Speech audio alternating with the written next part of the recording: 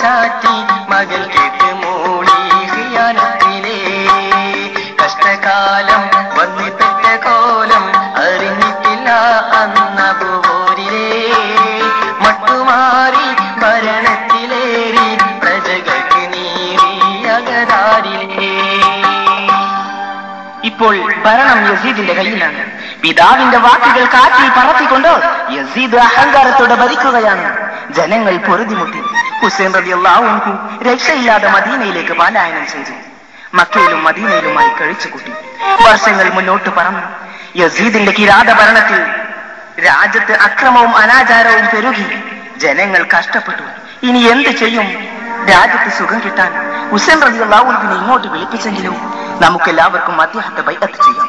അതെ, യസീദ് അറിയാതെ കൂഫക്കാർ ഹുസൈൻ റളിയല്ലാഹു അൻഹുവിന് ഒരു കത്ത് എഴുതി. പക്ഷേ ഹുസൈൻ റളിയല്ലാഹു അൻഹു ആ കത്ത് കാര്യമായി എടുത്തില്ല. കൂഫക്കാർ വിട്ടില്ല. അവർ തുടരെ കത്തുകൾ അയച്ചു. ഒന്നല്ല, 100 അല്ല, 1000-ൽ പരം കത്തുകൾ ഹുസൈൻ റളിയല്ലാഹു അൻഹു കൈപ്പറ്റി. ഒന്നിനും മറുപടി കൊടുത്തില്ല. ഭരണ കസേരയിലിരിക്കാൻ അദ്ദേഹത്തിന് ഒരിക്കലും താല്പര്യമുണ്ടായിരുന്നില്ല. കൂഫക്കാർ നിരാശരായി. അവർ അവസാനമായി ഒരു കത്തും കൂടി എഴുതിയതാ കൊടുത്തയക്കുന്നു. എന്താണ് കത്തിൽ?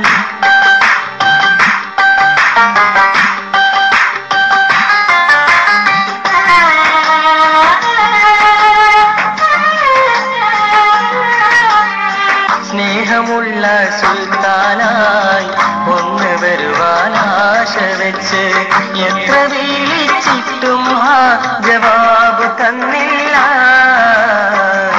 പൂവിന് ഞങ്ങളുടെ കൽബ് കണ്ടില്ല. പൂവിന് ഞങ്ങളുടെ കൽബ് കണ്ടില്ല. സ്നേഹമുള്ള സുൽത്താനായി ഒന്ന് വരുവാൻ ആശ വെച്ചു എത്ര വിളിച്ചിട്ടും ജവാബ് തന്നില്ല.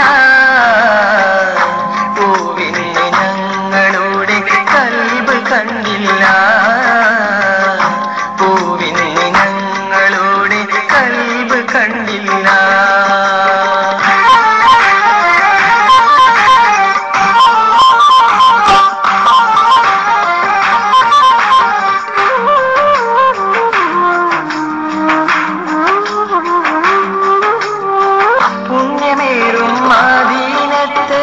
നിങ്ങളവിടെ താമസിച്ച് വൈകിടാതെ ഞങ്ങൾക്കരികിൽ ഒന്ന് വന്നിടുമോ കരളെ?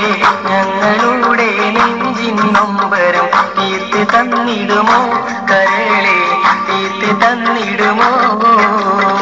പുണ്യമേറും മദീനത്ത് നിങ്ങളവിടെ താമസിച്ച് വൈകിടാതെ ഞങ്ങൾക്കരികിൽ ഒന്ന് വന്നിടുമോ കരളെ? ഞങ്ങളുടെ നെഞ്ചിൻ നൊമ്പരം തീർത്ത് തന്നിടുമോ കരളെ? തീർത്ത് തന്നിടുമോ? സ്നേഹമുള്ള ബഹുമാനപ്പെട്ട ഹുസൈൻ റളിയല്ലാഹു അൻഹുവിന് കൂഫക്കാർ എഴുതുന്നു. 1000-ൽ പരം കത്തുകൾ ഞങ്ങൾ അയച്ചു. ഒന്നിനും മറുപടി തന്നില്ല. ഈ കത്തിനും മറുപടി തന്നില്ലെങ്കിൽ വേണ്ട, പക്ഷെ നാളെ റബ്ബിന്റെ കോടതിയിൽ താങ്കൾക്കെതിരെ അല്ലാഹുവിനോട് ഞങ്ങൾ ആവലാതി ബോധിപ്പിക്കും. യസീദിന്റെ ദുർഭരണത്തിന് താങ്കൾ കൂട്ടുനിന്നു എന്ന്.